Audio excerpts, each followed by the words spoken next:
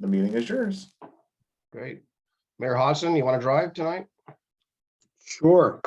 Good evening, everyone. Welcome to the August C4 meeting. It's so wonderful to see everybody on, as we were just commenting, what turned out to be a very pleasant evening and a break in the heat before we move back into some hot weather this weekend. So thank you for really jumping in here and being here this evening. Trent, if you'll do the honors of throwing a flag up on the screen there, we'll do a quick pledge of allegiance and then introductions. Okay, here we go.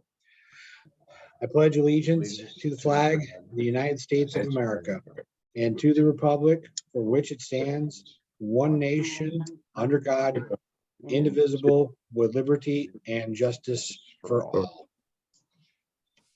Thank you, Trent. Thank you all. Introductions. I'll make our way around down my list here, and Mr. Trent Wilson. Hi, I'm Trent Wilson. I work at Clackamas County. I'm your C4 administration staff. Thank you, sir. Mayor Fitzgerald. I am Julie Fitzgerald. I am the mayor of Wilsonville. Nice to see everyone. Mr. Cernak. Hello, I think I'm screwed up.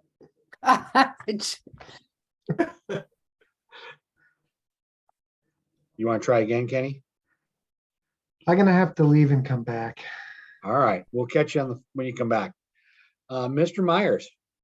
Good evening, Martin Myers. I'm with Redland Viola Fishers Mill CPO, and I'm the C4 rep for CPOs. Excellent. Thank you, sir. Mr. Gornick.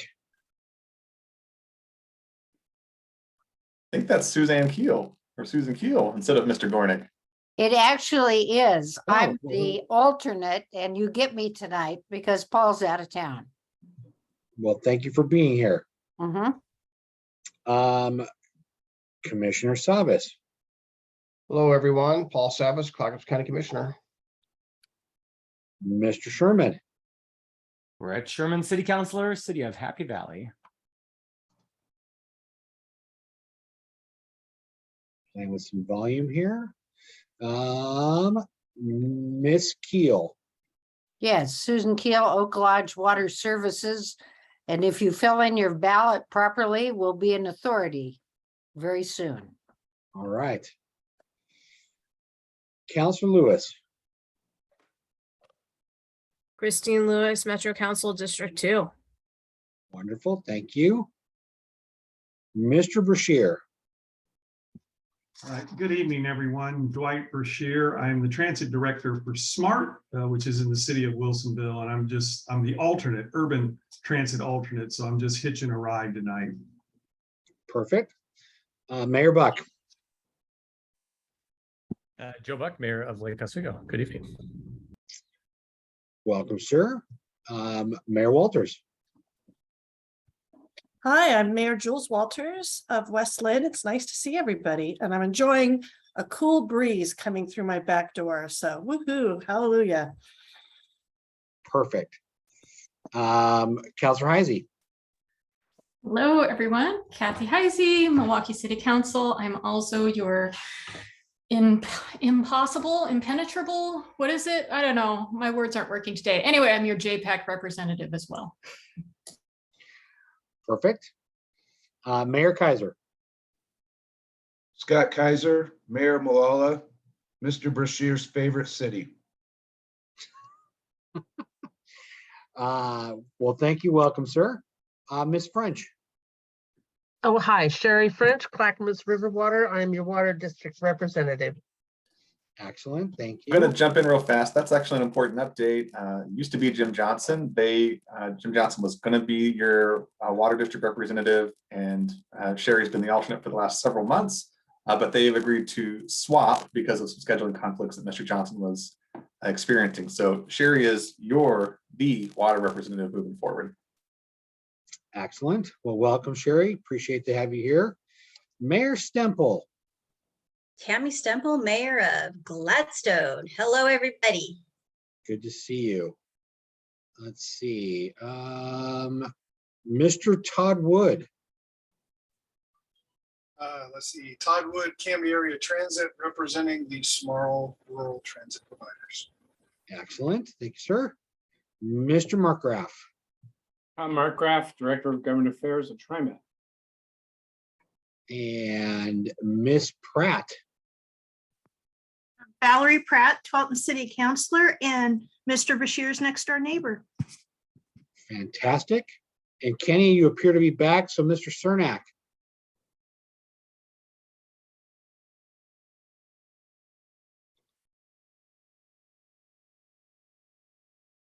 Maybe Kenny is not back. Well, I think I got everybody for those.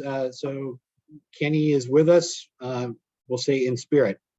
I am Mayor Brian Hodson of the great city of Canby and your co-chair this evening. And we have a fun-filled agenda as always here at C4. We aim to please and make it highly entertaining.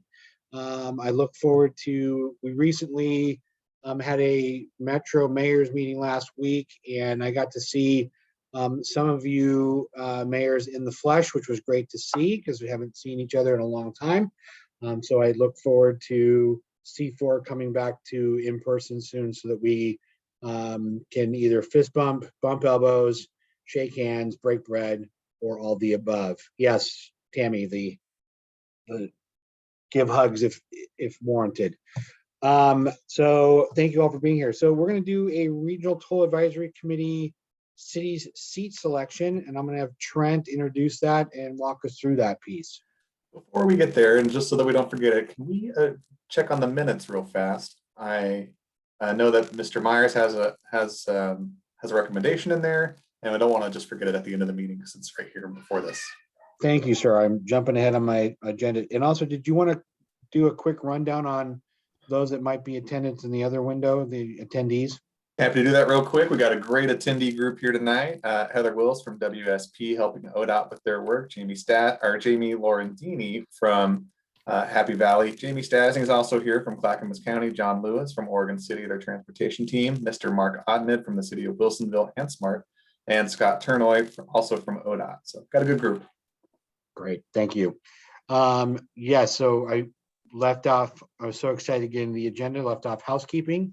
So any thoughts on the minutes from the July meeting? I just noticed a typo in the second action. I think it was recommendation was spelled wrong. That's all.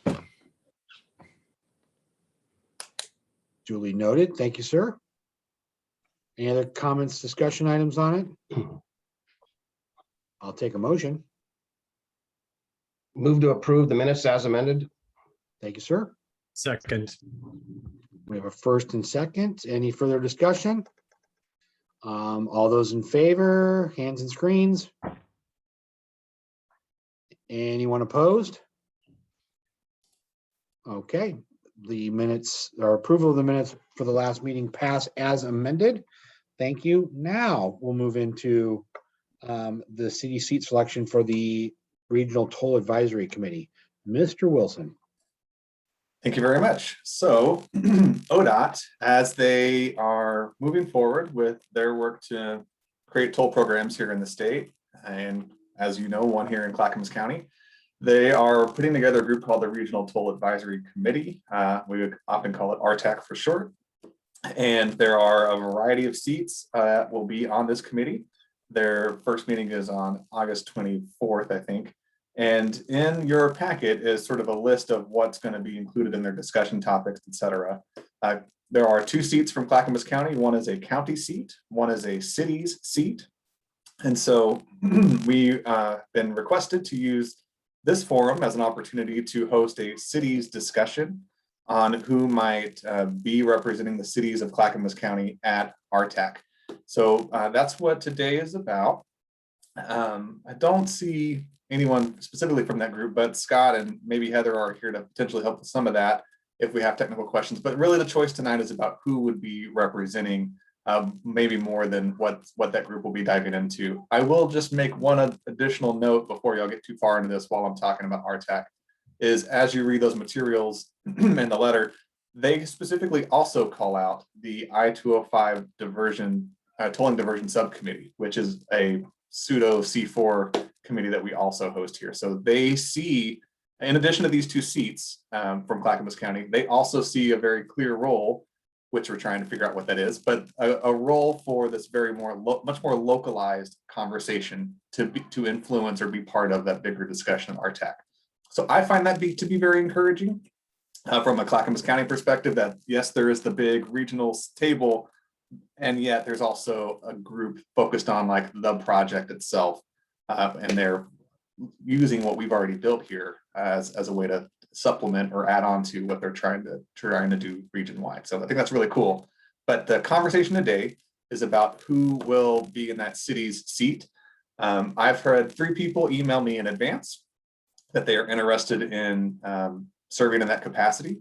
So I'm here to help staff maybe at least facilitate a conversation, but this really is a discussion amongst the cities. So it's a caucus within C4. It's not going to be a C4 decision, although C4 is welcome to like pass on a more formal letter or recommendation. Those 3 names are Councilor Heisey from Milwaukee, Mayor Hodson from Canby, and Councilor Sherman from Happy Valley.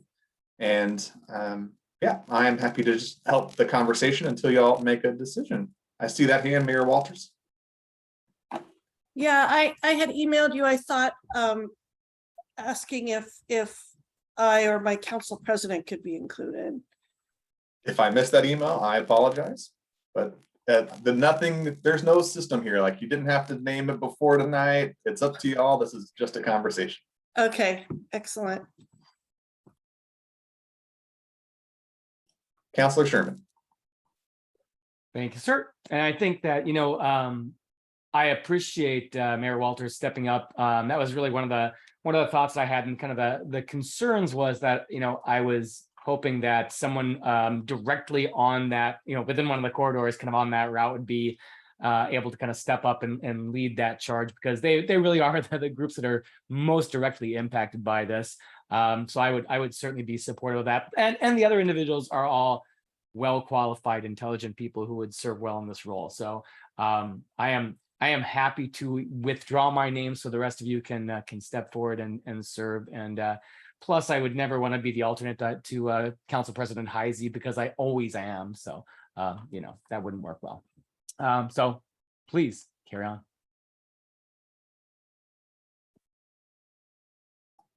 Councilor Heisey. You're only my alternate for a time, Councilor Sherman. Let's be clear about this. No, and I very much appreciate your leadership at MPAC, and have always enjoyed sharing positions with you, and appreciate your concern here for just making sure that a good person who's embedded is appointed.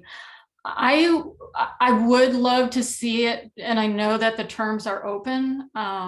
I would love to see it be someone who is regularly at C4, because I feel like the conversations we're having at this table are pretty important. And I absolutely, I think Mayor Walters, you're great. And I know your council president is also great, but I guess I do have a little bit of a concern about that. And I guess I would just say that I am really interested in, as you have heard me say repeatedly, making tolling work. And we've got this complicated, insanely complicated proposal.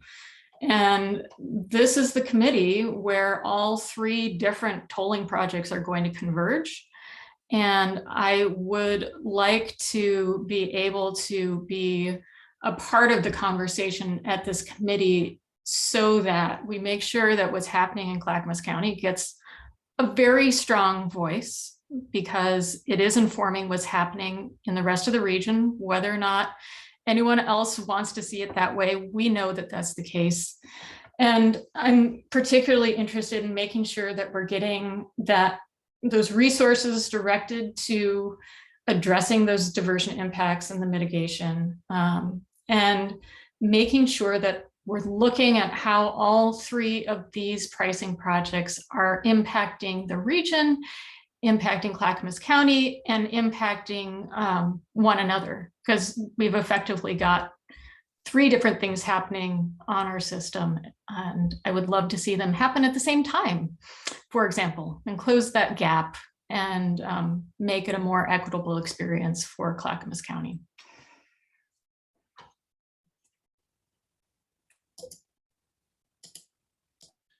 Mayor Hodson.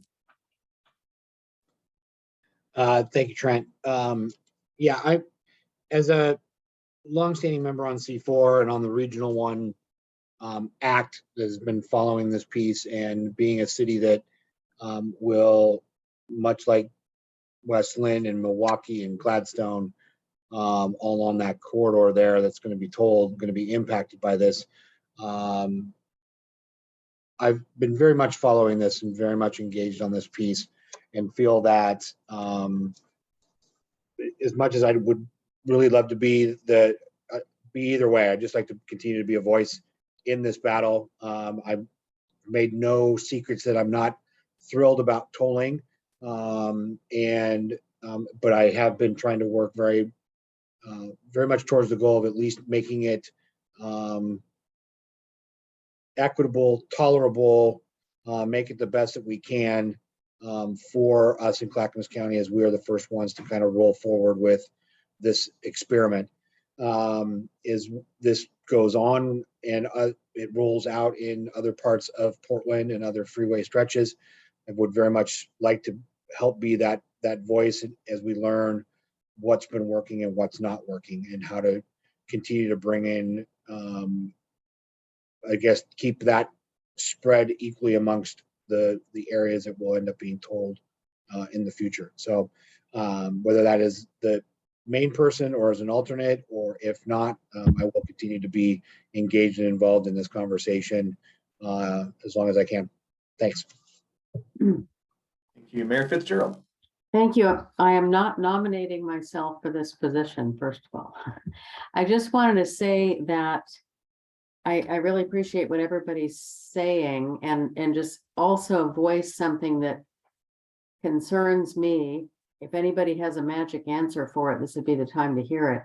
And that is when people say, I've heard not on this committee, but I've heard other people say, well, there's a way, there are other ways to fund this. We don't have to have tolling.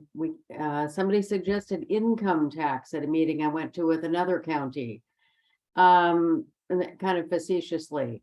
But I just think we have to have some conversations that are realistic, and I've heard a lot of really good comments on these meetings. But I think what I hope is that we can have somebody who stays engaged in the conversation, asks the hard questions, and also gets ODOT to start engaging the public in this, because if we get all snaggled up and end up with nothing, we're not going to build any of this stuff. That's what worries me. Thanks. Thank you. Good comments. Mayor Buck. So is this kind of an ad hoc committee with a defined time? I don't think this is ad hoc at all. I think it's going to be a permanent committee that helps guide toll policy in the region moving forward. And so what's been ad hoc, I'm sorry, I was probably going to speak out of line there. The process so far has been very much build the plane as it flies. It's getting to be a little bit more formed at this point. And this will be part of that as a toll policy that helps guide ODOT. So are we thinking this is these seats will rotate annually, or? I don't know if that's built yet. Maybe once they have this first committee, they'll have some bylaws that guide that. I don't have the answer to how long they'll be in there. Sure. Obviously, we all rotate occasionally, with elections and such. I guess in general, I thought the same thing as Councilor Sherman, coming in, hoping that someone from West Lynn, Oregon City, specifically would put. But for both those cities, Mayor Walters, I think that we don't have anyone from Oregon City because they're so in flux, with their council right now, and that's the issue. Mayor, who is the council president, Mayor Walters? It's Rory Bielostowski. Okay. And he is aware. I contacted him. He was like, I would love to be on that committee. So he's very engaged and really good at reading policy and understanding implications. So that's important to me. Yeah, and yeah, I think Rory's great. I do like the idea of I like as many voices as we can have from this group and around the region participating. And I know some of us, we have a big voice at the impact table, and Councilor Heisey is a big voice at the JPAC table. And so I do like the ideas of getting different voices in the mix. So anyway, I'm kind of I'm kind of leaning more towards the West Lynn. I think they'd bring an important voice to this, with perhaps if it is Rory, then someone in this group as the alternate to kind of liaison back and forth, and perhaps even Mayor Walters. We know you are a short timer, and perhaps he would be our C4 rep even coming up. So, or from Westland. Thank you. And I do recommend that y'all, county person here, city's caucus, but I do recommend y'all pick two, a member and an alternate, so you have a backup. Works great. Look, it's working here tonight with the sanitation districts. Thank you for being here, Suzanne. So good stuff. Mayor Sniffle, you're next. My only concern is making sure that we get somebody in there that takes this seriously and approaches it like this ad hoc or whatever committee has teeth, because there's been so many opportunities for us to participate only to find out later that it really didn't do anything because we weren't heard. In Gladstone, our plate is very, very full. I'm now having probably 2 or 3 meetings every week with citizens about nothing but tolling. So this is forefront, very concerning. I would love to feed people the information that I'm hearing. I can't do it because I'm just spread too thin. But I just want to make sure that we're putting this effort into something that has teeth, that's really going to have an impact. And if it's not, then let's focus and go towards down a different path. This is so important to so many people. We need somebody in there that really is going to make a difference. Mr. Myers. I know this is a city issue, but I want to just quick register a concern that I have. I think other people have done that too. Attending the diversion committee in the last and watching it in the last couple months, I'm concerned that however excited and engaged and committed whoever it is that does this, I want to make sure that they have sufficient technical support, because I think to some extent ODOT is outgunning us. They're coming in with experts and we are not able to get back to those experts and rebut what they have to say. I think we come up with good questions, but I think we could maybe come up with better. So I'd like to know how, and I think all the candidates that are up for this are all qualified, and I could like to see any of them as the main or the alternative, but I want to know what we can do about having some transportation expertise behind it, perhaps some financial when it comes to the expertise behind it, so that people can help the person that's there feed them questions and issues and concerns. Thanks.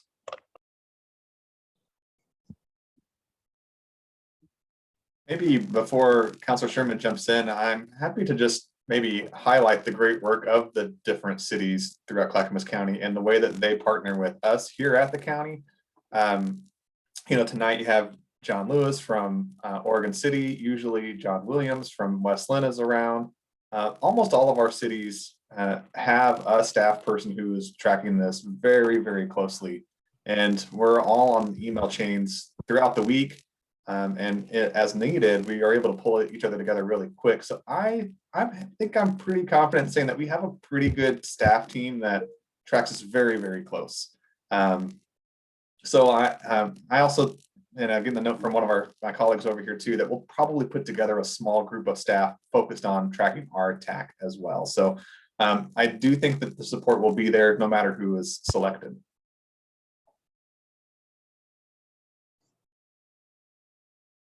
And I'm still facilitating, so Councilor Sherman.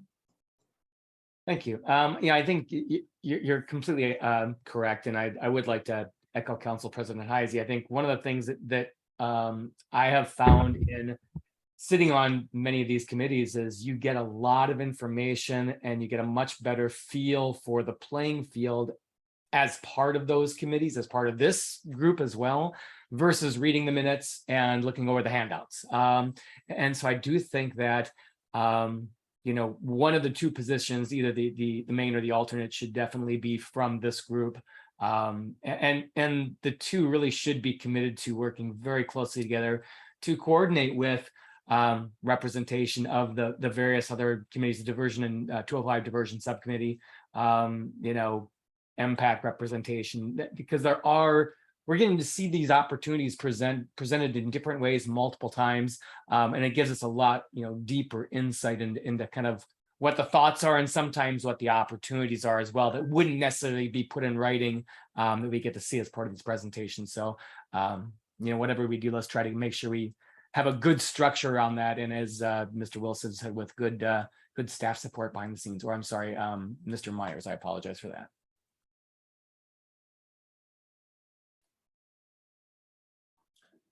Ms. Keel. You're muted. Hang on.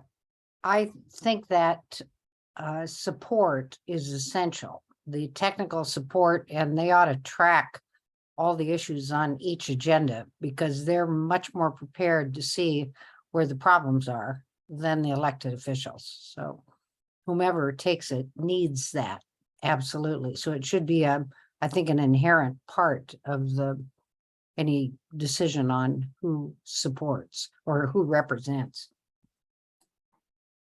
Very good. Thank you. Mayor Walters. Yeah, I would just add, first of all, thank you very much. I would add that, since I began my term as mayor in January of 2021, all I've done is talk about tolling in one tolling meeting after another. Very familiar with our partners at ODOT and other advocates in the region.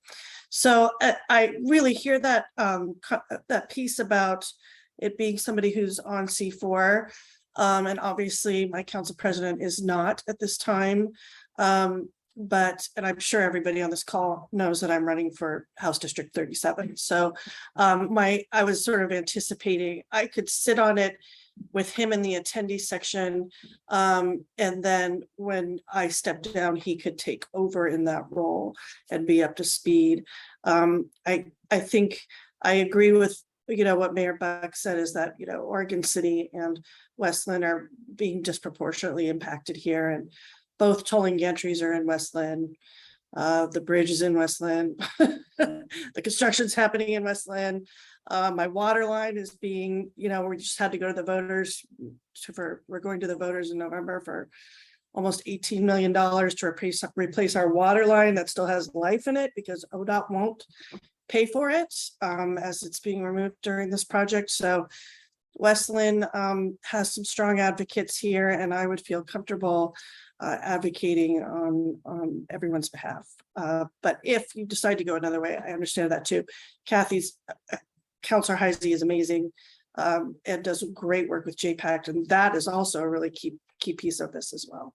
And Mayor Hodson is one of my favorites. So they're great opportunities all around. Okay, we're a little over our schedule. I see a couple other hands, and maybe I would invite somebody. Mayor Kaiser, you're a city person, so let's go through those city person. Maybe we get to a recommendation from the city group. Commissioner Savas.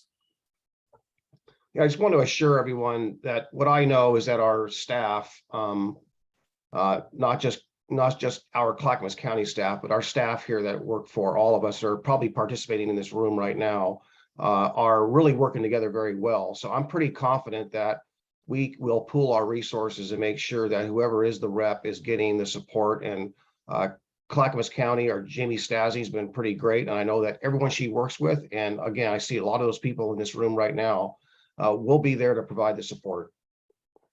Thank you. Ms. French. Muted. There it goes. Different computer. I, of course, represent water districts, but I understand where Oregon City and Westland have a major concern because it does affect both those cities primarily. However, it does, it affects us all.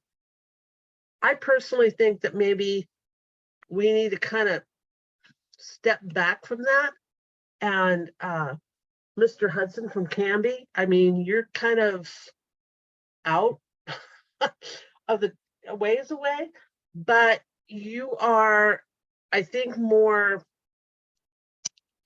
I think it'd be, to me personally, maybe we should go in a sense that no, not necessarily absolute Westland, Oregon City. Perhaps we need to look at somebody who can look at it from an outside view of the impact on us.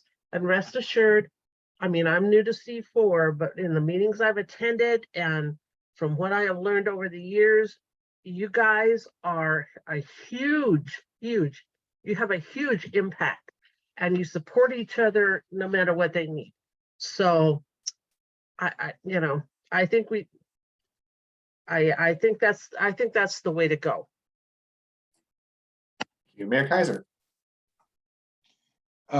Personally, my choice is going to be going on somebody with experience that also not only represents medium-sized, larger cities, but also has rural cities in their intentions.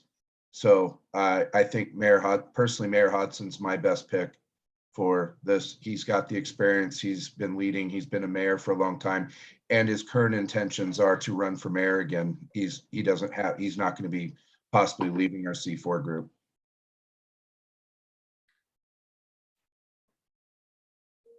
All right, does anyone want to make a recommendation or proposal?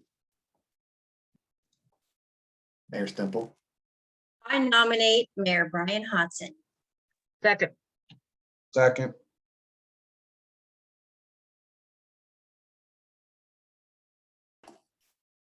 And so second, usually discussion comes after that. Do you want to include an alternate in that, or do you want to focus on the member first and then do a different conversation for the alternate? I'd like to nominate Kathy Heisey as the alternate. Second. All right, moved and seconded. Any discussion on this? All right, voting as Mayor Buck. Yeah, well, I just say I'm just going to go back. I can't support this slate. I really am going to stand firm on having I'd prefer someone from Westland in for the first seat and a role.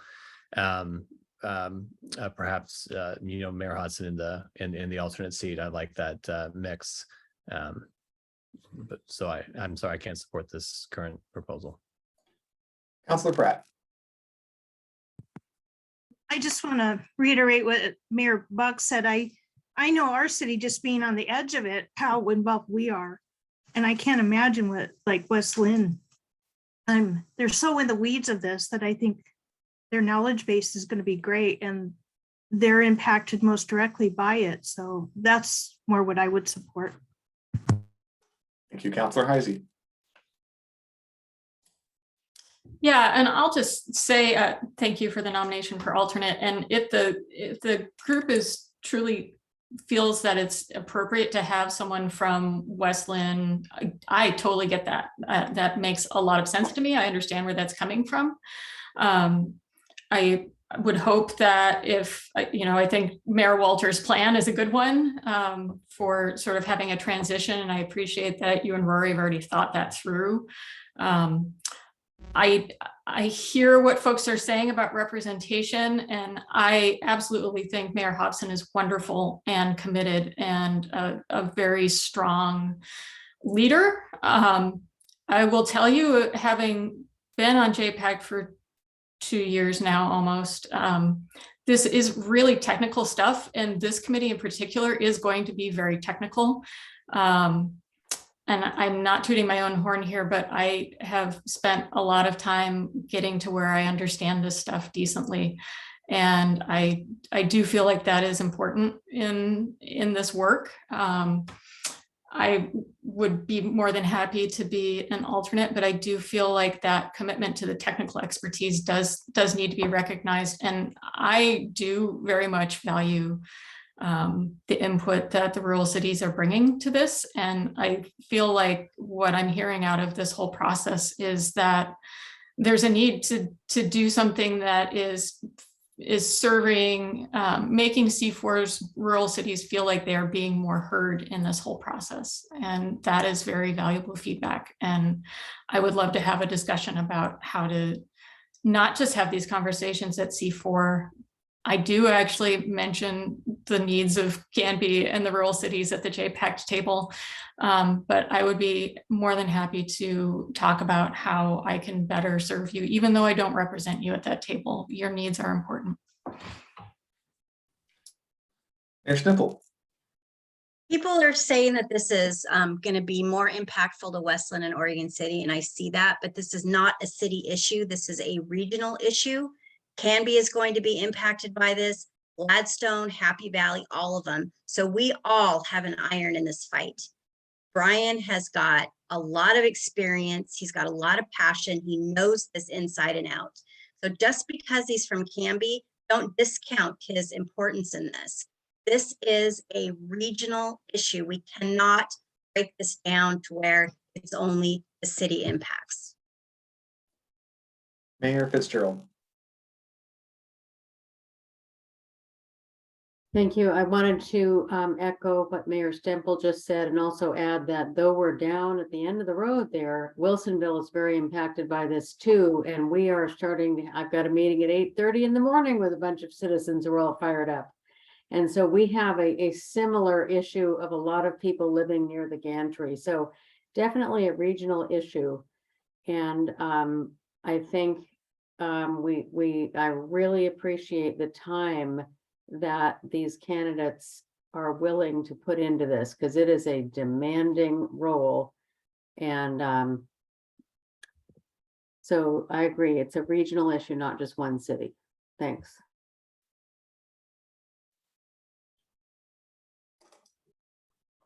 Well, interesting spot.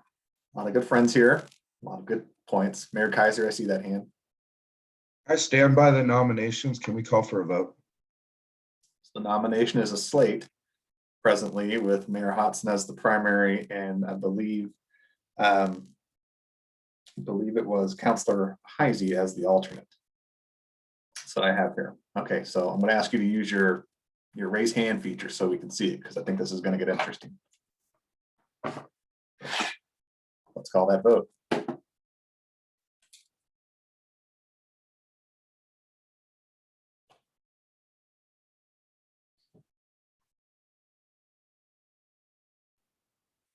I think it's just a city's vote, folks. It is just a city's vote, so Mr. Myers, Ms. Keel.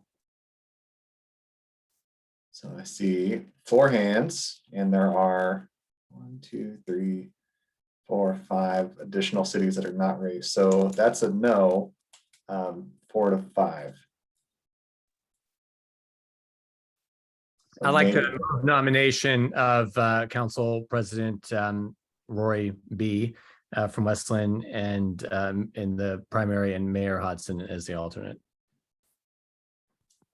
Second. All right.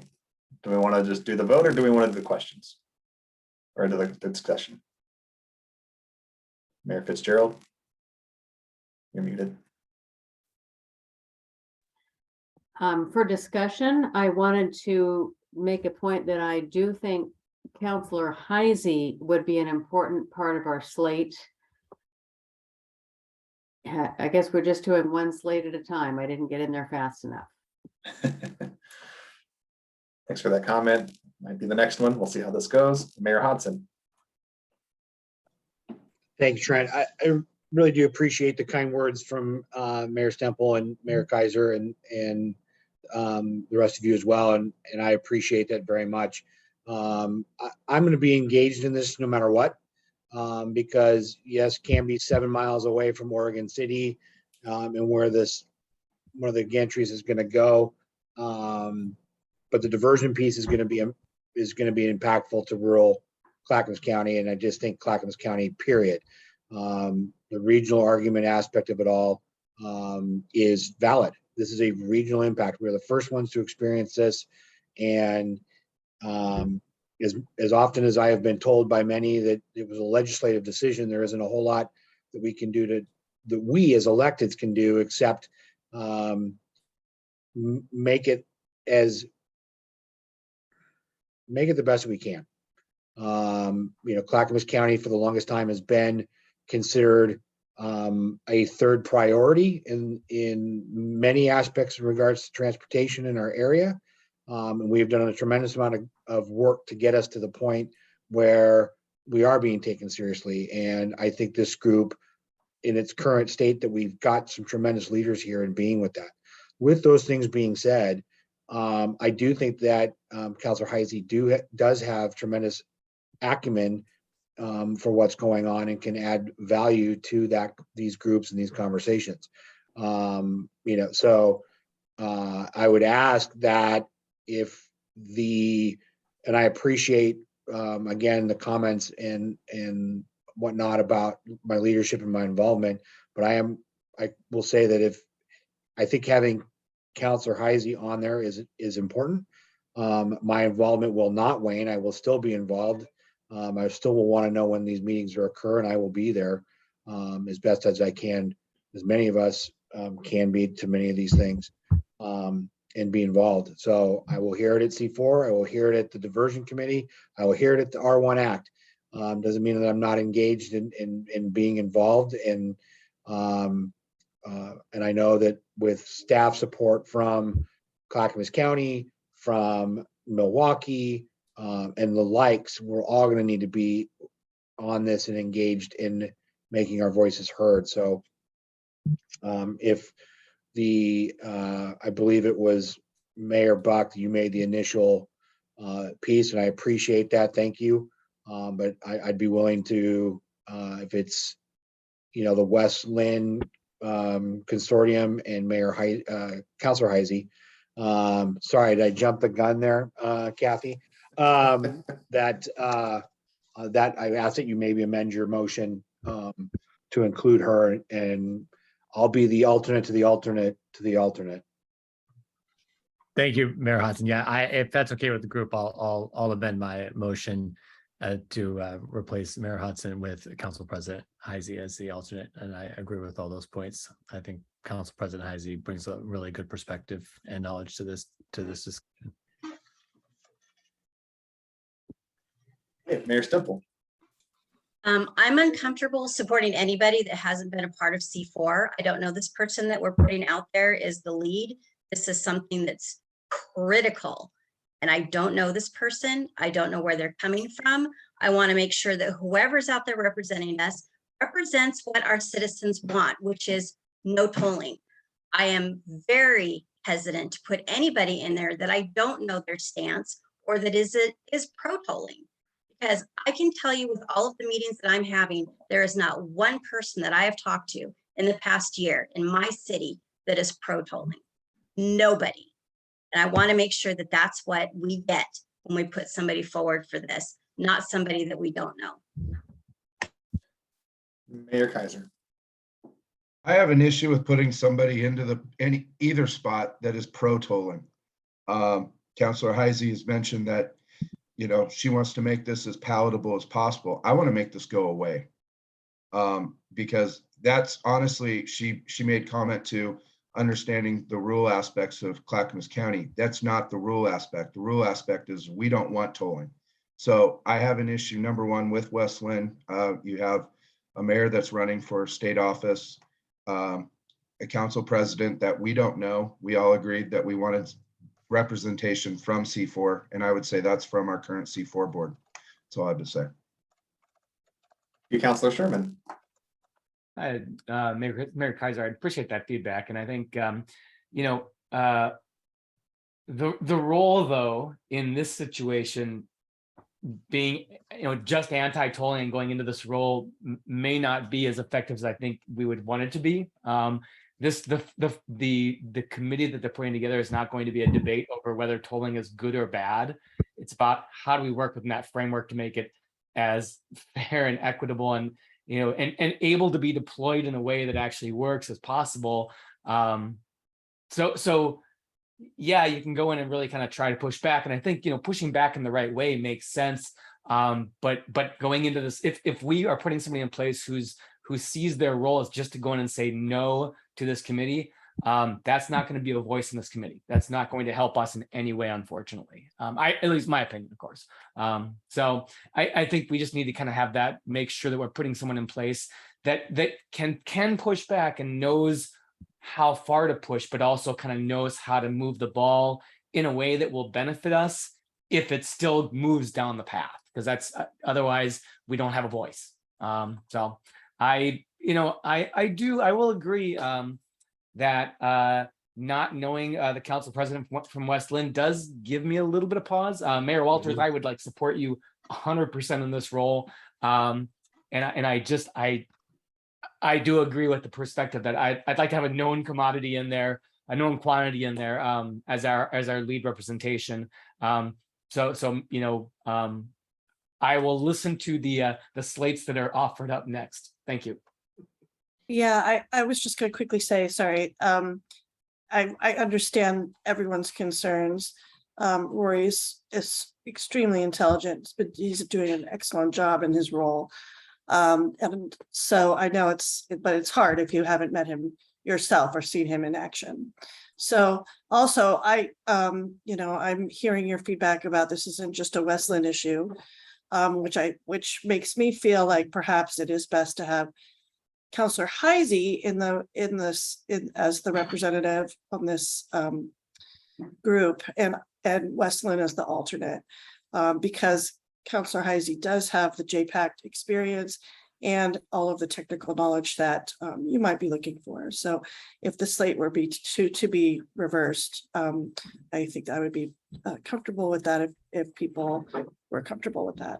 Well, if that is okay with the group, I will again switch my motion for Councilor President Heisey to be in the main spot and Council President Rory B to be in the second spot. And I'm sorry that everyone hasn't had a chance to work with Rory, but he would make an excellent representative. He's also of a slightly different generation than the rest of us around this table. And I, again, think it's really important that we have good representation at this meeting. I mean, he would be probably by far the youngest person around that table. And I think that's another key piece, even in the alternate role.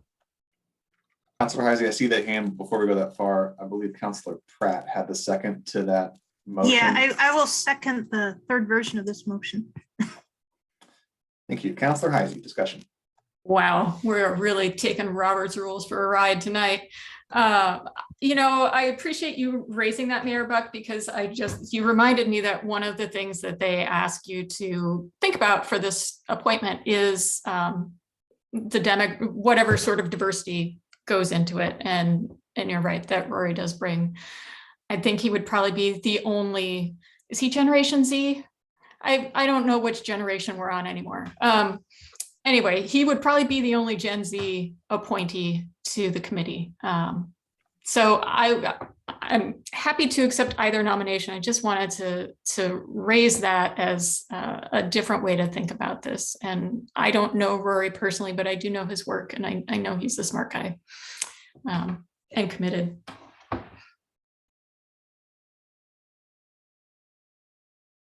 All right, there are no more hands. Does anyone want to call the question? Yeah, we'll call the vote. Call the vote, please. Okay, let's do it with hands, please. Raise your hand. We have 9 cities here tonight. It's 2, 3, 4, and that's 5. So that's the majority. So there we are, 6. All right, so got to 6. I think that if anyone comes back to this conversation down the road, what everyone will understand is that each and every one of our cities and community members in Clackamas County are incredibly passionate about the impacts of tolling to the communities of Clackamas County. That's my big takeaway here. I think that can definitely go into this conversation with Councilor Heisey and Councilor Rory B. Okay, thanks for that. That was fun. Stretching my knowledge of Robert's rules. I don't get to do that very often. Thank you. Commissioner Savas and Mayor Hodson, the meeting is back to you to facilitate. Mayor? Well, thank you everyone for the dialogue on this, and as from the very beginning of this very topic on the tolling aspect, the emotions run deep and the impact of it is going to be far reaching. And so I appreciate everyone around it, and it will truly take all of us to be doing our homework and being engaged on this. So thank you. I appreciate it. Next on our agenda right now is the Oregon Highway Plan Policy Amendment on congestion pricing. And Trent, do we have staff here doing that for us? No, I do have a staff person who's helping me track it at the county. That's Karen Burig. Karen, I may bring you over if I get too deep water here, or maybe Jamie Stasny as well. Really, what I want to bring to your attention today is that, as you remember, Amanda Peets from ODOT came to C4 last month and presented on their work for the tolling amendment for the Oregon Highway Plan. That's, I think, goal 6. And you provided some very good conversation that turned into a comment letter from C4. The big point from that letter was a request for a 60-day extension on the comment period for the Oregon Highway Plan. ODOT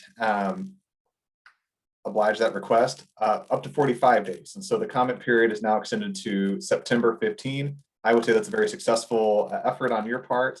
Also, by you getting that letter out as early as you did, even though it was already kind of well into the comment period, many other jurisdictions across the region took your language and also called for that extension. So I think that's good work on your part. I really want to, give y'all all a high five if we were in person for your great work on that, because I think that it is the good work of C4 that turned that into a longer comment period. So that's a big win for this group.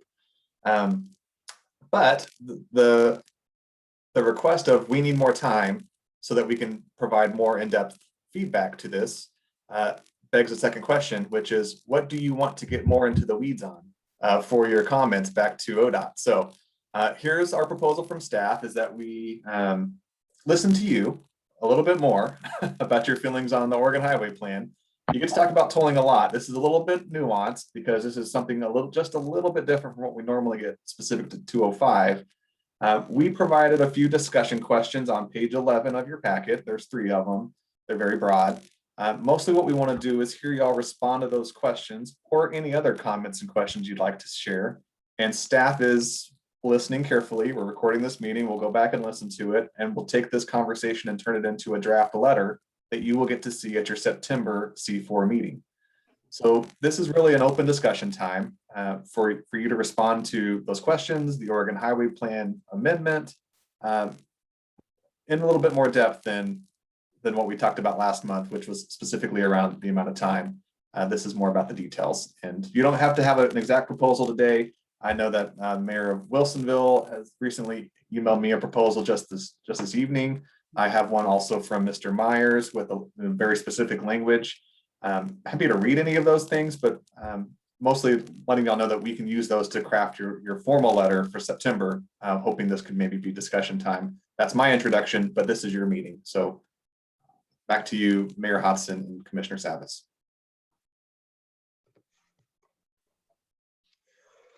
Thank you, Trent. Appreciate that. Councilor Sherman, you have a comment? I do. I mean, just a couple of random comments on some of the language in the documentation. I think this kind of goes to the first question that was posed to us, which, parts of the Goal 6 amendment that missed the mark. And some of the things that kind of caused me pause. I think we've talked about this at a couple of prior meetings. And I think it was like sections, I'm sorry to get all wonky, it's like section 610, and it defines what is diversion or significant diversion or a corridor.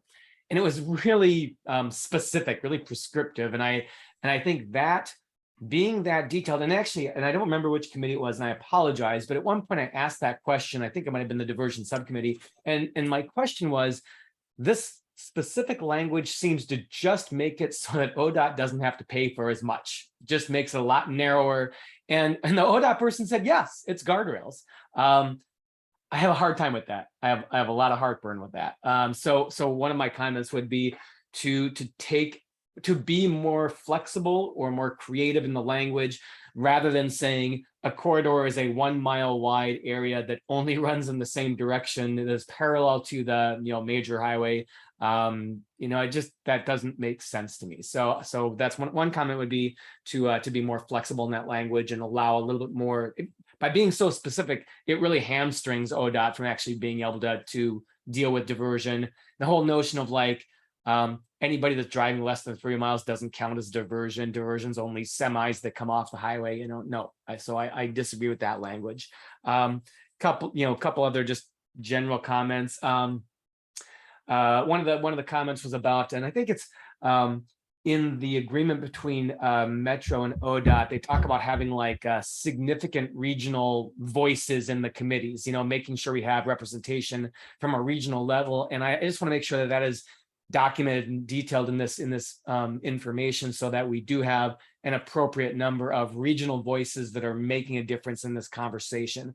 To me, that's really important. And especially, when it comes to a lot of this is written it's the goal of this information is to create statewide tolling policy, but at this juncture, we're only talking about regional tolling. And so to me, it's really important to define that in a way that is, that does address both the statewide and regional aspects of that. And then one quick comment on, and this kind of ties back to the information we saw on the low income toll information, and just a general question would be, so how damning would it be to somebody at a low income level that doesn't pay their tolls on a regular basis? Are we going to put them in jail? Are we going to fine them? It seems like this kind of thing could really hurt the lowest income people. So I just want to make sure, how do we make something that's not punitive at that lowest level of income? So that's all I've got so far. I've got, maybe make sure we're talking about accountability and transparency as part of our overarching documentation. Oh, wait, and then the original kind of thing that I brought into that, or that was brought into that letter that talked about kind of planned obsolescence. If the rest of the region doesn't get told, how do we phase this thing out? I think we should actually look at that not just for the 205 portion, but for the regional portion as well. To Mayor Buck's point, if we go to something different over time, if we do a vehicle miles, traveled or some other tax thing, there should be a mechanism that says we get rid of tolling then, or there are at least ways of getting rid of tolling and phasing it out if other opportunities arise. So sorry, didn't mean to blather on so much, but those are the thoughts I have tonight. Thank you. Yeah, Councilor Sherman, I don't think that's blathering at all. I think those are all very valid points when we talk about, is there an exit strategy if we say we get to a point where, I don't know, maybe there is the funding that meets the needs. Maybe there's another thing that occurs that, that allows it to be unwound. But if there's no language within that, then at the beginning, then how do you add it later on? So I agree with that aspect of it tremendously as well. So thank you for that. Commissioner Savis, and then Mr. Myers. Yeah, I just want to make sure everyone's aware that concurrently we're having this discussion. ODOT is working on this. Metro is also working on language that is quite similar, running parallel to this for the Regional Transportation Plan, the RTP.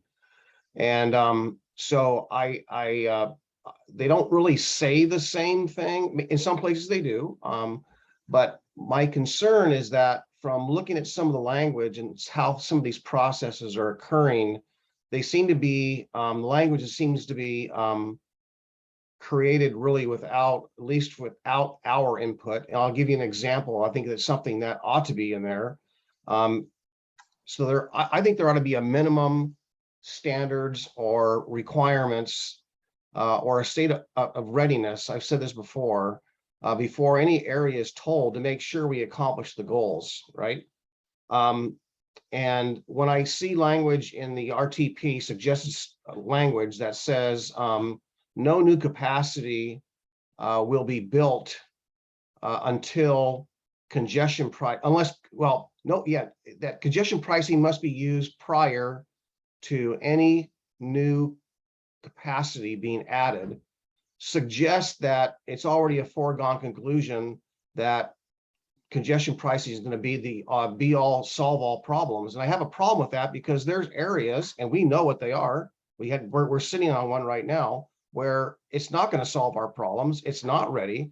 So I'm just kind of concerned that what we've got here, frankly, we may not see it, but to me, over our shoulders is a huge wave or a wall of momentum that is going to basically, I'm concerned, is going to toll this entire region, not just the interstates.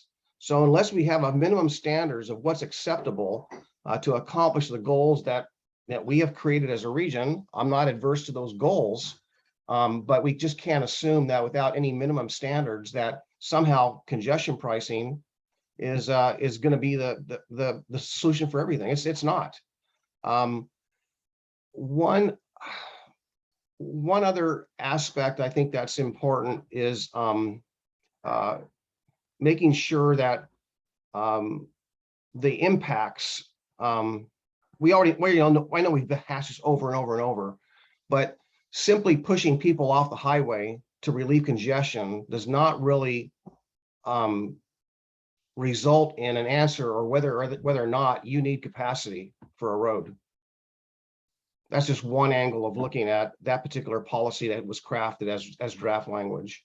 I think we need to kind of plug all these ideas they have and actually play them out and run them through, as we say in my world, just the flogging, run it through the process and see if it actually works before we adopt it. I'm afraid that we have too many ideologies that are assuming behavior change is gonna play a stronger role than it is proven to be. I think that's plagued with problems. I'll stop there. Thank you, sir. Mr. Myers, and then Ms. Pratt. Thank you. I want to say this. I always appreciate and I consider it a privilege to talk to this group. And I know that I'm facing a lot of people who have been elected in very strong and important positions, and I appreciate the time that you take to listen to the things I have to say. I had 4 concerns, and I put them, as I oftentimes do, into language that I would suggest substitute in for some of the language. I can drop that into the chat later on, but I can just kind of overview them for you. First of all, I think the most important thing is that there shouldn't be any form of what I call discrimination against short-term versus long-haul trips.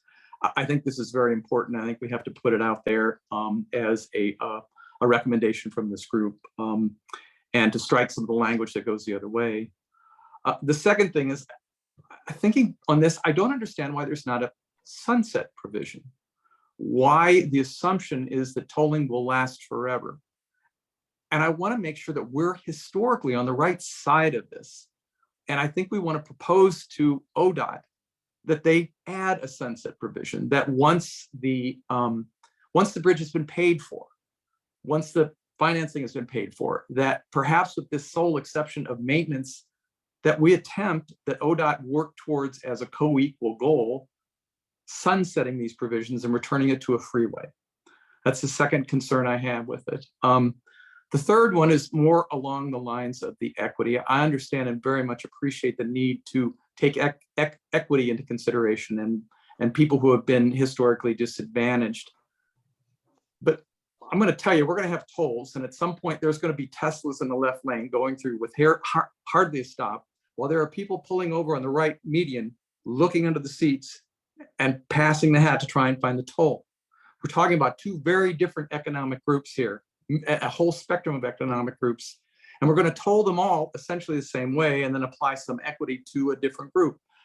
I think there should be some mechanism that excludes, and I don't know how it works, but there should be some mechanism that excludes the very least able to pay that toll, irrespective of other concerns, just economic.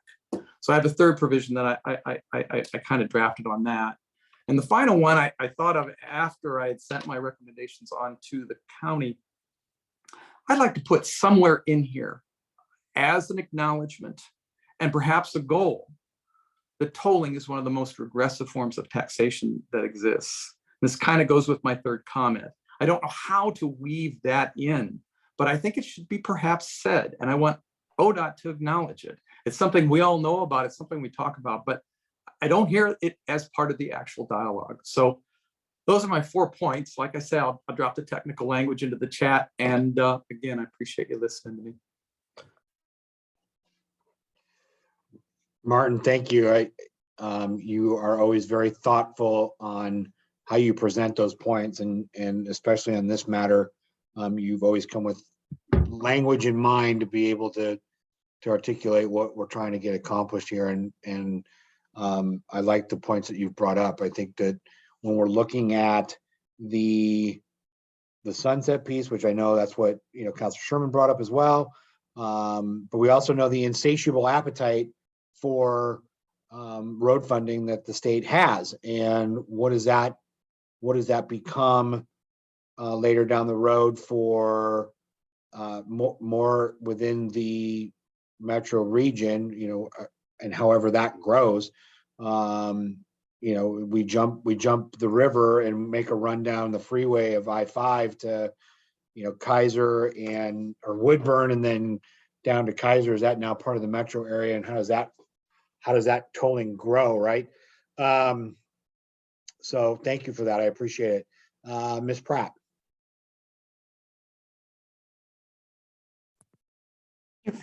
I have two things, and I was looking at it more from the perspective of this document. And the first was Councilor Sherman with the diversion. And we've all been in enough of these meetings, and I'm picking up pieces from ODOT when they speak, and it just seems like they're trying to define and limit what is diversion and what will be paid for in the mitigation projects. And this really concerns me because I'm guessing that's going to be a lot less than most of us think will need to be dealt with. And the second thing is kind of more specific on section 6.3 in the policy, and it's about congestion pricing, and it says to improve mobility in the interstates and freeways, but it doesn't mention any side roads or rerouting in that. It does speak to it in the last action item in that section, but I feel like it should be incorporated into the policy, and I don't have the skills of Mr. Myers to come up with that wording. Thank you, Councilor Pryor. I appreciate that very much. Mr. Cernak, and then Council President Heisley. I think my biggest concerns are the kind of the blanket definitions of things like diversion and the corridor. I really do think that should be decided more on a project by project basis, because different areas are going to experience different circumstances, and that's the single biggest issue that I had with it. And everyone's got plenty of issues, but that's the most concerning to me.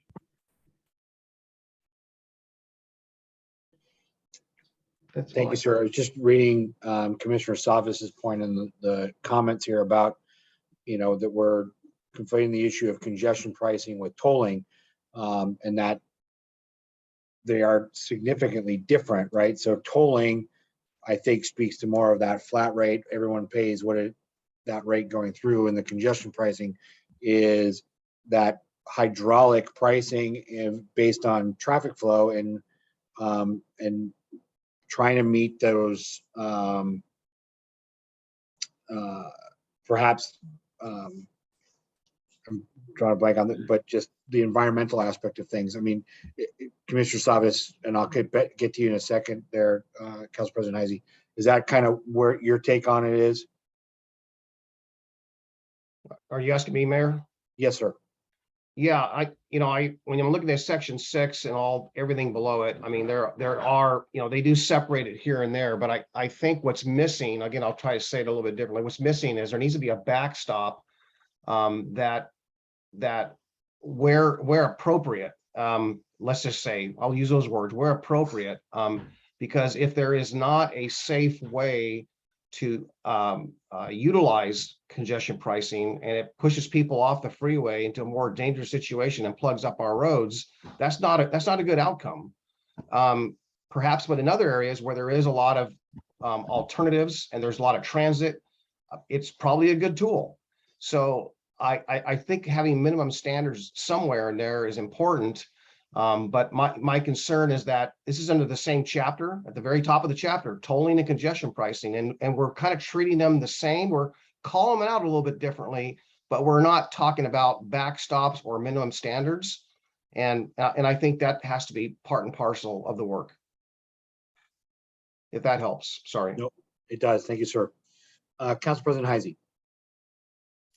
Yeah, thank you. I'm really appreciating the conversation, and I also lack Martin's abilities today. So this is kind of a general observation. Under 6.4B, there's discussion of evaluating implementation of pricing as a strategy to limit or reduce future vehicular travel demand from planned land use development.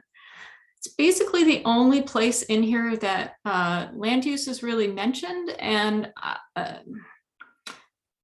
as we all know, every time we try and talk about transportation at this table, we invariably end up talking about housing and land use and zoning. And I would just really like to see stronger language tying, stronger language in the policy that is really tying to land use and planned land use development and current land use.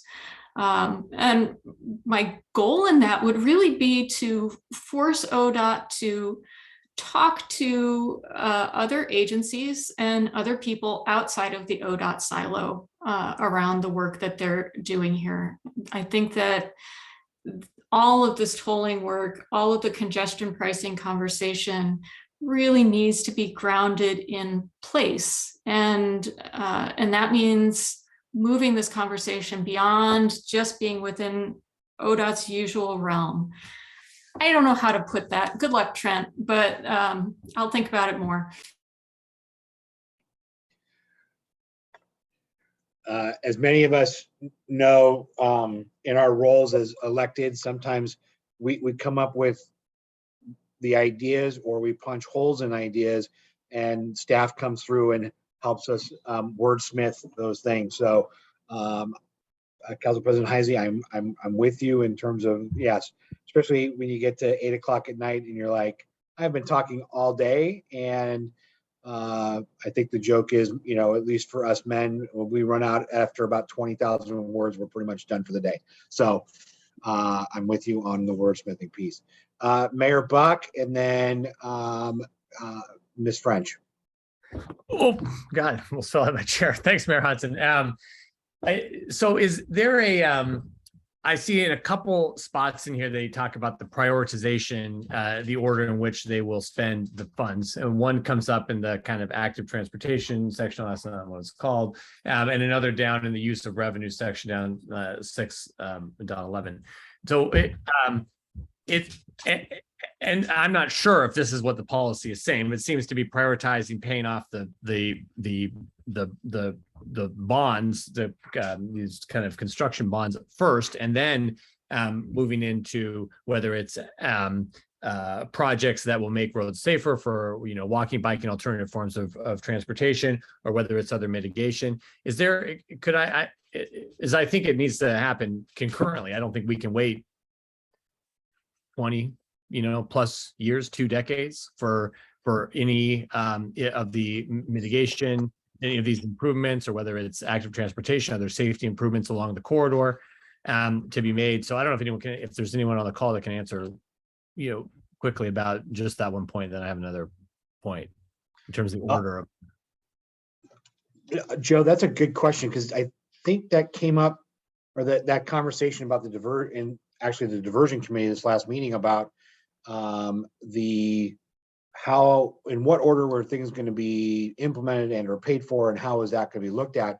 And I thought, I'm going to put, I don't, Mandy is not on the call for ODOT, but I thought she had said that once the identifying the diversion projects that needed to be done, or that cities and whatnot felt needed to be done, that those would be encompassed into the bonding piece.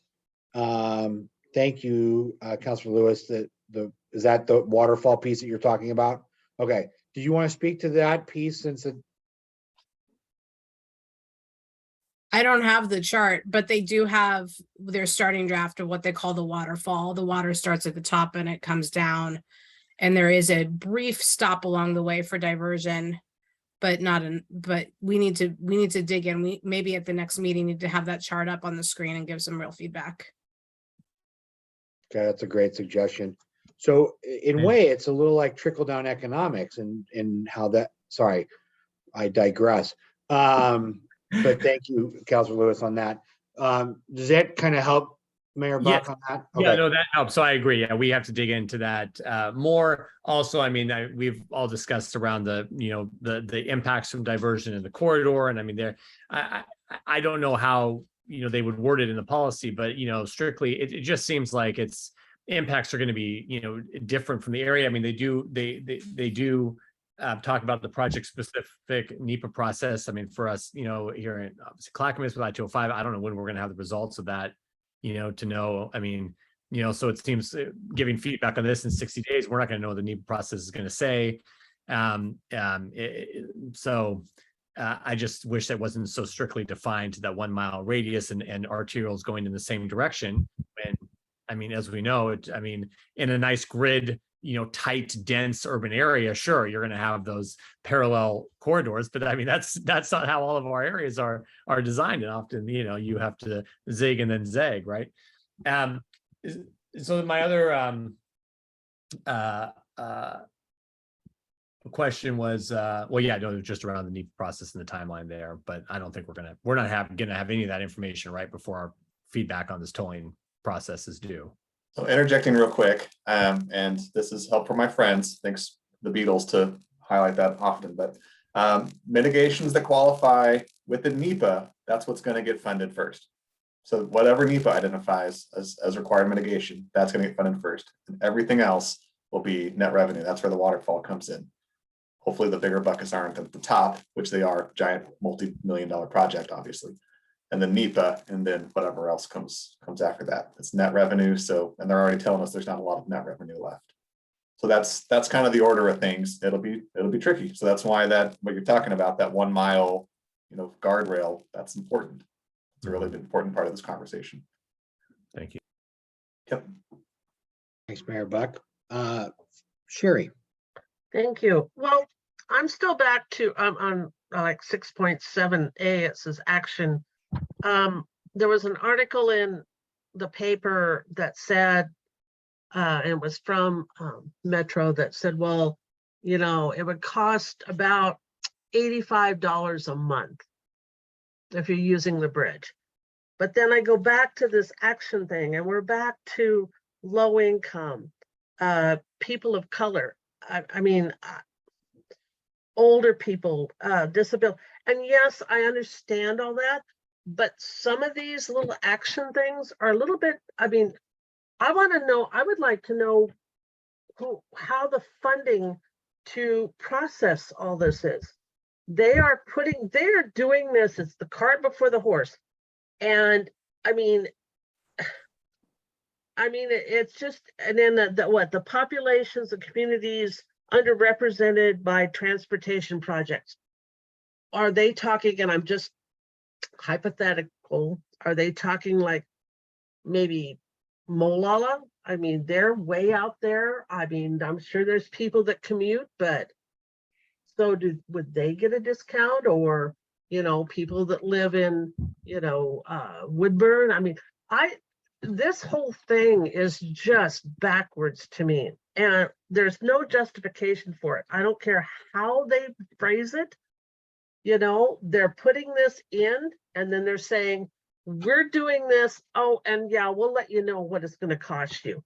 I don't think, you know, older adults and youth. Okay, well, what classifies as older and what classifies as youth? To me, anybody under the age of 60 is young. So are they going to get, you know, a cut on the, you know, a discounted rate? I think the way this all reads, it's all backwards. And I know I represent, you know, I mean, I'm not a city, I'm not a mayor, I'm not, but my God, this is probably one of the poorest mismanaged things I've ever seen. Thank you. Thanks, Sherry. I appreciate that. Just, and Mayor Buck threw it out in the comments there too, that group is mostly an engagement group conversation. though I do believe that there are other points in the document where it does talk about, are there groups or who would maybe need to see a assistance or a decrease in rate and all those, based on it. To your point, Sherry, what is that mechanism? What is that going to look like? Is that a receipt piece that's got to be tracked? Like, what does that look like so that, as you said, those over 60 can write it off on their state taxes? I don't know, but what does that mechanism look like? So, great point. Mayor Fitzgerald. Thank you. Appreciate all these points. And I had one more that is probably similar that we've talked about, although I'm still having some heartburn about it. And that is another idea for a discount. And that is basically people who live right next to a gantry and have to drive back and forth. And for example, could we say propose a new proposed goal action to explicitly accommodate this common occurrence of multiple trips on a tolled interstate highway in a fair, equitable manner? Proposed goal action 612F. ODOT will develop a maximum daily tolling limit to accommodate a toll user's multiple trips on the tolled interstate highway. So maybe they don't get any of those other discounts, but you can't have somebody paying the toll 15 times a day if they have jobs at one end or they're doing various trips back and forth for family. So that was one idea. The other one does relate specifically to the Wilsonville area, and it might apply in some other areas if this expands out beyond the area that we're talking about right now, which many people are thinking it might. Proposed goal 6.12B action does not address the situation of a community's dependence upon the interstate highway to provide local access when there is no alternate route, as in the case of the Charbonneau district of Wilsonville. Thus, the city proposes that ODOT amend the draft OHP to provide an additional action goal to accommodate this situation. Proposed goal action 6.12E, which would say tolling and congestion pricing are waived for trips on the interstate by residents and businesses of a community historically dependent upon the interstate for local access. Thank you. Thank you, Mayor Fitzgerald. I appreciate that. Trent, I want to go back to the mitigation funding and in terms of those that fall in the NEPA aspect of the conversation being first addressed. Maybe this is you, maybe this is others here this evening. How far reaching from the toll or the congestion pricing area is NEPA looking at? Right, so we hear in the language here, right, a mile width from the the area, right? So I'm presuming that that's a mile one way and a mile on the other way. But how far out is the NEPA process looking at? I suspect it's not reaching Canby or areas outside of Oregon City or Happy Valley. I think the answer is it's complicated, and I might get a bunch of Teams messages here in just a second as I keep talking. So feel welcome to help me out, friends. But the Oregon Highway Plan is doing something a smidge different than what the I-205 toll program has been doing so far. So the work that's been going on around the I-205 toll implementation, that team has had a pretty broad lens to the impacts of tolling. They've done modeling that includes seeing diversion on the Glenn Jackson Bridge and others. And so I'm actually going to bring in my friend. So we see it down in Canby, their modeling goes well beyond, so that they are looking at different things related to NEPA. What the Oregon Highway Plan is looking at is something a little bit different than specifically on what the work has been for 205. Okay. And so I guess my first answer to that, while I've been stalling to bring Jamie in, is that at least for presently, the team that's looking at 205 is looking bigger than just that 1 mile corridor. But what they propose, we're going to see something a little bit more formal and official when the draft EA comes out here in a couple months. That'll give you a little bit more indication about how wide they're looking. And they have shown some intersections from their modeling that they are trying to target, but that hasn't so far reflected the full suite of what they've been identifying yet. So now that I've stalled enough, Jamie, who is much closer to this than I am, is going to talk and say better things than I just did. Oh, that's nice, Trent. Thank you for saying that, but you did a great job. I just wanted to pop on and say this is very nuanced and complicated. I think, Trent, you explained that well. For the I-205 toll project, there are a giant pile of methodology reports, and each one in different areas has an identified API or area of influence. And so there's a unique map for each one of those things, for air quality, for transportation. These are all available on the website, and they are much wider reaching than 1 mile on either side of I-205. And I'll just note that in the draft amendment, it says 1 mile, it has that definition of the corridor, and then it says, or otherwise as determined by the NEPA process. So there is wiggle room in there for the corridor to be expanded based on the API maps that are associated and adopted as part of the NEPA process. So I'll put the link in the chat for these reports, but it is very specific to each NEPA process, how they're identifying the area of influence.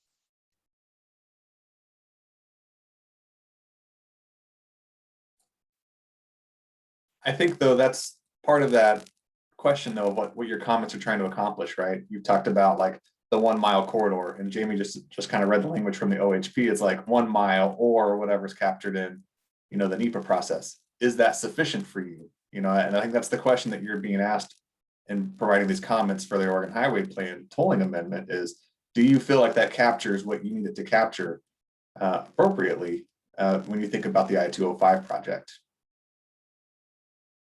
We're hearing, at least in this conversation, that maybe not, probably not. Yeah, probably not. Okay, we've kind of gone past the dedicated time here. We're running along. Commissioner Savis, and then I'll ask Trent to wrap up question here. Yeah. Go ahead, sir. Yeah, one last thing I just want to put out there. It may be obvious to some of us, maybe it's obvious to all of us, but as we allow exemptions or discounts, and we start adding mitigation, and we start adding all these projects, that's a big, huge number of cost. And the only way that can be paid for is by a very growing toll rate or congestion price rate. That number is going to grow and grow and grow, and it's going to be such a barrier that diversion will be. It almost have to be reevaluated. The NEPA process is almost already outdated because we're adding things to it that have not been considered. And when you add all that stuff to it, you almost need to reevaluate the whole model once again, when that rate goes from $2 to $4 to $8 or $9 or $10. We need to be cognizant of that. So just saying, thank you. Thank you, sir.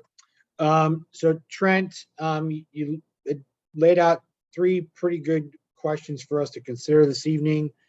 Did we provide enough for staff to flesh out some additional commenting pieces for us to draft, and maybe even circle back and to send to the cities to, as I like to say, cityize it or Hamletize it to be able to make it relevant to our communities to then send on? You did exactly what we asked. You talked about tolling, and you looked at the amendment and you reacted to it. That gives us plenty of content and feedback to build I think a pretty technical letter that you will see at your September meeting. I will do my best to make sure that we include it in the packet ahead of time so that there's at least a week to review that language. That would be beneficial for you at C4. Hopefully that timeline also is beneficial to anybody who would like to borrow some of your language, as it sometimes happens when we do a big letter at C4 that represents everybody. Yeah, the meeting's on September 1st. The timeline to comment is September 15th, so there's plenty of time. It's a week in advance of that, so there'll be plenty of time if someone wants to borrow any of our language or use it to offer any edits. Great. Sorry, one last question. Todd, Mr. Wood, since you're representing the transit group, has the transit entities as a collective taken any kind of a letter of action to on these matters, especially in regards to the notions of added stress or added the bonus of people using transit more often and it being as that ODOT seems to think readily available through all of Clackamas County?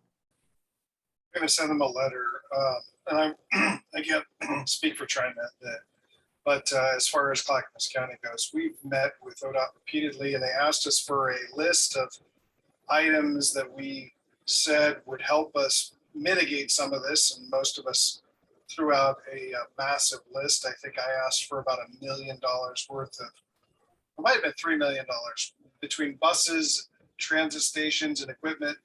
But at the same time, explaining to them that we let them know that their models were flawed and their analysis didn't make any sense. But we haven't formally written them a letter. I have 2 meetings in August with them to discuss transit as well, but nothing on the formal level. All right. Thank you, sir. I appreciate that. Okay, Trent, I'm glad that we met our obligations that you've asked of us. And I'm sure though, there's lots more as we realize we're taking water from a fire hose on this matter. So thank you, everyone. I'm sorry, real quickly. I don't want to go too terribly far from that transit conversation. It's a really important one. You have Tom here from TriMet as well, but just so you all know, there's a couple of things worth saying out loud here at this meeting. The first one is that that shuttle pilot program between Tualatin and Oregon City is not too far away from being in place. That's like stage 1. I mean, that's not going to be the thing that solves the problem, but that's an element that's coming to help in this mitigation conversation. TriMet applied for an earmark, a federal earmark to expand the Oregon City Transit Center, I think is what it's called, and that showed up in the House version of the THUD bill. That's a huge win. It has not showed up in the Senate version, so that's a huge too bad. That doesn't mean it's gone, but it just means that it's interesting. So I mean, there's opportunities around transit. I think the Transit Center was also part of the big list, the big wish list that Todd was just describing. There are many things there, but what we've heard repeatedly beyond the capital projects are the big operational needs to run buses in and around that area. And that's a thing that tolling can't pay for. And that's a big deal. That's something that your good friend Tom here has mentioned many times, but we've, I think, validated that with many folks. Actually, the strategy was to not ask the US Senate for that earmark, but to ask for the House. And it's passed the House, which is the key thing. Because what usually happens is the House legislates and the Senate just passes continuing resolutions. So that was kind of our strategy. That's why we asked for that separately from the Senate. But, you know, from our perspective, this thing can't work without serious transit. And we are talking to ODOT, and they're supposed to kick into high gear these discussions with all of the transit agencies, not just TriMet, but all the transit agencies. For me, I kind of consider myself smarter than the average bear, and this is a real head scratcher for me. I don't see an easy, obvious solution, whether it's funding or what kinds of things we can come up with. We always known that ODOT is able to come up with some capital improvements, but as we all know, it's the operation and maintenance which really makes the big difference. And the Constitution doesn't allow that. So it's tough. Thank you, Tom. Todd. Yeah, I think one of the problems that we have on the operation maintenance side is you can't operate around traffic. And when they talk about all the traffic that's going to come off 205 and hey, we can add more transit service and so more people will ride. Well, there's still 99E can't handle that. We already know that when 205 backs up, 99 backs up. I can put 100 buses out there and they can sit in traffic all day. That's not going to help anything. So we can only operate so much, and that's only going to do a little bit. That's not going to fix the issues we're going to have. We're just going to have buses stuck in traffic with everybody else. Thank you, sir. Okay. Trent, anything else? Got it. Okay. So the C4 I-205 tolling diversion subcommittee. Yeah, just wanted to provide an update. That group has been meeting since January. There has not really been an opportunity to bring back any findings or recommendations to this larger body. So we have been treating it as a subcommittee. It's not in the bylaws, it's not on the webpage. If you're interested in attending, I put you on a mailing list. And that really is anybody can come. Everyone gets the calendar invite. And if you're an elected official, you come into the big room. Or if you're a C4 member, you come into the big room. I don't really have a lot of limitations on it. And that's certainly something that we could build out later if we wanted to. As you've seen, it's kind of leveled up now. It's part of the RTAC group. It's listed in that document earlier that we talked about. So it's a really, it's done some good work in terms of letting ODOT see that there's a valid reason to have a very localized, focused group talking about this as they talk about toll projects. So they're not looking at it just as like a big vacuum. They're like, okay, so here's the community that this particular project is impacting. Let's utilize that community voice. We are still thinking of it, at least at this time, that if any recommendations come from that diversion subcommittee, that they would pass through this larger C4 body before they move on to anybody else. So I just want you to know that I'm thinking about that, as we do with all of our subcommittees within C4, as is in the bylaws. So far, this group has talked about, there's been a lot of frustration. ODOT and really the WSP, which is the contracting group that's managing the toll program, or at least the development of it, they have done a lot of work. I don't want to underplay or minimize what they're doing. And they come to each of these meetings very prepared with a lot of presentation. They're 1 hour meetings. They're super fast. And there's about 10 minutes or less for questions and conversations at the end of those presentations. It's really challenging. And usually those few questions that get turned into email answers, and then they roll into the next meeting. One thing that's come out of that group that I think is very fruitful is early on, like the end of last year, ODOT was going to do the 2040 or 2045 analysis and modeling of tolling on the I-205 project.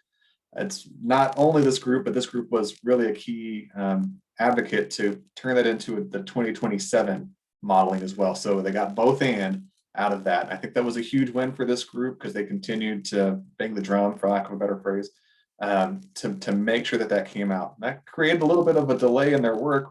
I don't know if that's a good thing or a bad thing, but I think the 2027 analysis overall is perceived as a good thing to have versus the 2040 analysis.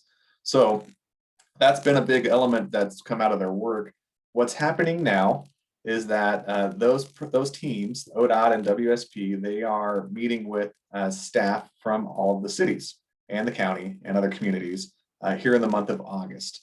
So there will still be a diversion subcommittee meeting this month, or we're trying to figure out what it will be or what will be on the agenda, but there still is not an action item. So the expectation is that they will meet with those communities that will turn into some sort of recommendation on how to mitigate some of those trouble intersections that they are anticipating big impacts from diversion to accrue. And that will turn into a conversation at the next diversion subcommittee meeting, probably in September or October, probably September, to then be a recommendation. Does this group think that these projects are capturing what needs to be addressed or mitigated? And ideally that comes out before the environmental analysis comes out, the draft EA. And I see a couple questions there, but actually what I'm going to do is try to just overwhelm you a little bit more, because what I want to show you is very, very important to your work ahead, both from the C4 Diversion Committee perspective, but also from just C4's perspective. You at C4 really want to do a lot of work, which is great, and a lot of good work. I was getting nervous about many of the C4 and tolling and I-205 things that are coming up. And so earlier last week, the county team and ODOT huddled to create this document of when do you need to come talk to C4 about what? And as you can see, there are many dots here, and this is just through December. This is not everything, but it is reflective of many of the things that are coming at you from ODOT about tolling, not just 205, but also the Oregon Highway Plan Amendment, and also the Regional Mobility Pricing Project. This does not include the Metro work, because this is just the ODOT work, which I know is they're trying to work together on that. So that's probably not a fair way to phrase that, but this is just from ODOT's perspective. You can see up here, this is draft for planning purposes only. This is Trent's document, so that I can best make sure that you are having the conversations that you need to have at C4, and the executive committee will take a look at this with me as well. So you can kind of see, what we're thinking about for this upcoming diversion subcommittee. But in September, something that y'all asked for back in the spring, Chair Bob Van Brocklin is going to come to the C4 meeting for the very first part of the meeting, and for that relationship building conversation that y'all were asking for. Want to think about how we want to phrase that conversation. He's not going to be there the whole time. It'll be, I think, a pretty short visit, probably 20 to 30 minutes is what they've offered. But also you'll get to do your final comments that you just talked about. And then also there's information coming about the Regional Mobility Pricing Project. You can see in October more about the Regional Mobility Pricing Project. The Diversion Subcommittee is going to do a lot of work. And then in November, the EA starts to come out, EA publication, ahead of EA publication, so even in November. So these are elements of this I-205 project that are coming forward. So you will start to see more information building into these mitigations and these diversion impacts come to you for decisions coming from the C4 Diversion Subcommittee. Just showing you this calendar so y'all can get a sense of everything that's coming along, because y'all are also asking for, and I love this, more work on the housing stuff, right? More work on climate action plan and opportunities to engage on that. At the same time, and I think we all agree, based on how passionate everyone was earlier today about who goes and where, who goes where, right? This is also a really critical conversation too. So this is me trying to show y'all there's a lot to do, and we're all doing it at a rapid pace, as fast and best as we can. And I'm here to help you. And also want to try to make sure that we're as transparent and giving you as many updates as we can with the time that we do have. So that's my update from the Diversion Subcommittee. Also, if someone from the Diversion Subcommittee wants to provide their feedback and perspective about how that's going, I wanted to make sure there was time for that too. But this calendar and what I just shared is really where we're at.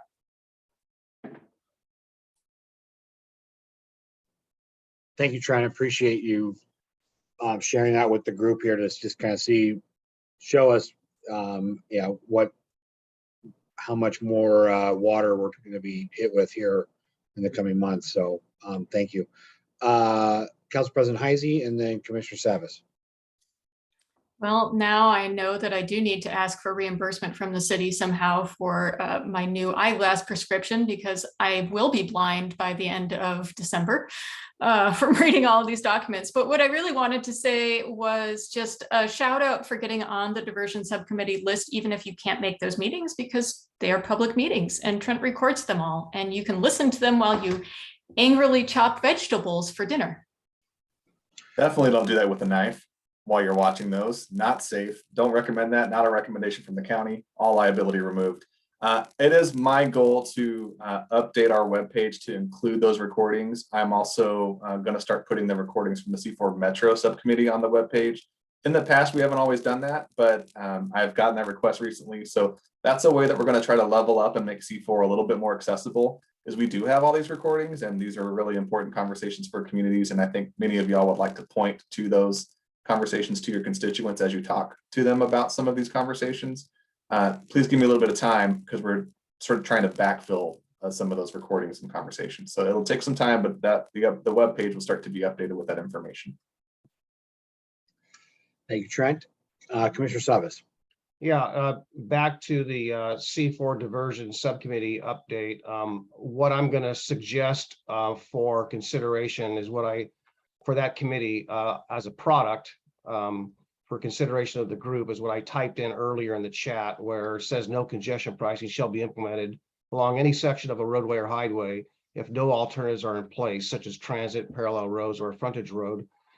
In 2015, the diversion through Willamette Falls Drive, Stafford Road, and all that was pretty darn bad. And no one wants to see it, that baseline, that as a baseline to say, hey, it was fine in 2015, because I'm sure there's some people here in this room know it was not fine. But that's the baseline of what they did the traffic analysis on.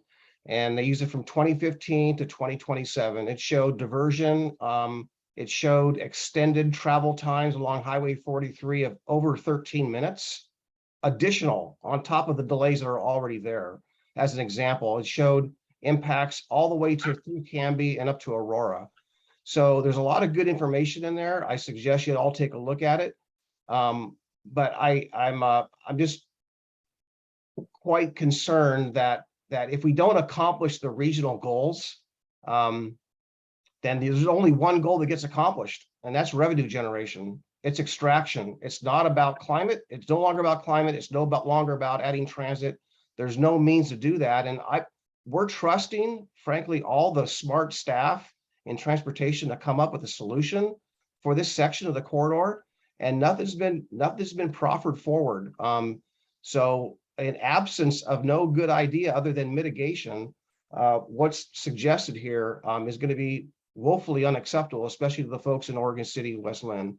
So anyhow, that's my update for the C4 Diversion Committee. Thank you, sir. Any other input on that before moving on to updates?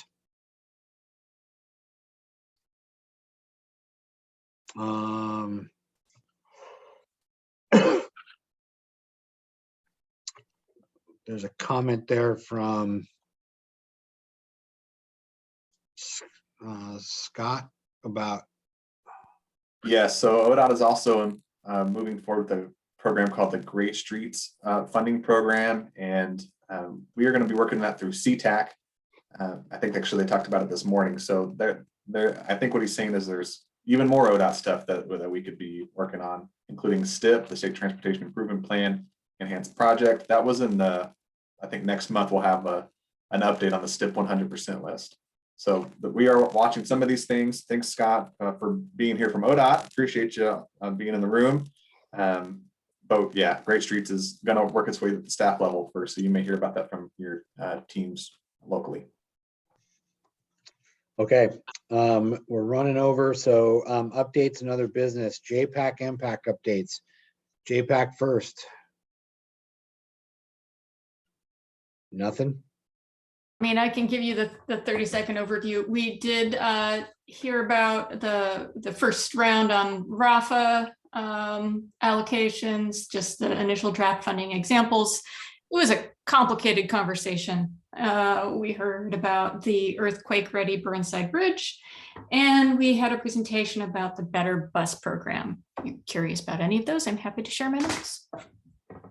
Thank you. MPAC. We had a discussion on, well, more on this tolling, but it was specific to the low income policy on the tolls, and then we also had and that was both from ODOT and Metro on their RTP update to their congestion pricing policy, and then on housing, supportive housing services. We heard kind of from three different providers, all kind of in, well, I don't know necessarily, well, more specific to Multnomah County. There was also Multnomah County staff. They're talking specifically about emergency rent assistance. These are the particular groups there focused on reaching out to certain disadvantaged communities, immigrant communities. So good conversation, but also update on third quarter SHS numbers. There's, I think, real positive news in there on Clackamas County, and the most positive, of course, being the tens of millions of dollars that have now come into the county's coffers for supportive housing services. So I know we're looking forward to that future conversation. Great. Thank you, sir. Appreciate that. Climate Action Plan Task Force update. Anything on that front, Ms. Pratt? No, it's still up for public comment. We haven't reconvened. Okay, thank you. Status on the Eugene housing field trip, Trent. I promise I'm working on it. That's my update. But what I've finally heard from are the 2 programs down there in Eugene, and they are willing to accommodate a visit from us. And they've given us 2 dates based on your availability. However, once upon a time, we were talking about an August or September trip. Guess what month it is? So their availability, I just went ahead and was proactively thinking about October because of the timing. So they're available on either October 7 or 14. And tomorrow or Monday, I will send a survey monkey just to see from C4 members who would go to that. Once I get the survey and pick the date, I will send out something a little bit more official with the, registration. Anybody can go to this. So if you can't go, but your city councilors can go, we're open to that. I want to make sure that this is available to people who are interested in trying to bring, housing. Our housing, supportive housing services person will be there, but he will come with us. So we're trying to plan it thoughtfully, but I'm going to get, which one of those dates works. We'll send a survey monkey out here pretty soon to figure that out. Trent, as much as I love October 7th as a date, I do believe that week is the LOC conference, and not that I want to not do anything more elected official duties or responsibilities. That may be a tough date for many of us coming back from LOC. Your C4 meeting will be October 6th in the evening. Is that also going to be a challenge? I think yes, and that may be a conversation for the exec committee here coming up on Monday, to see if we, looking at what you just presented to us, I don't think canceling the meeting is in order, but maybe a postponement and in that regard. So maybe if everyone takes a look at what the following Thursday may look like, or an alternate Thursday. Yeah, that might be a conversation topic, Trent. Sounds good. We'll talk more about it on Monday. And you handled that news very well. Thank you for your professionalism. I would have pulled my hair out. Okay. Any other business, Trent? We're good. Okay. This group, I appreciate you all. A tremendous amount of work is being done and some tough conversations for sure, but I appreciate this group and everyone being here this evening. I will take a motion to adjourn.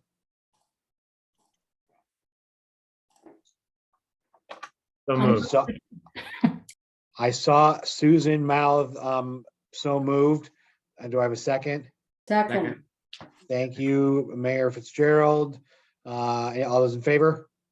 Aye. All right. C4 is out. Thank you, everybody. We will see everyone next month. Thank you.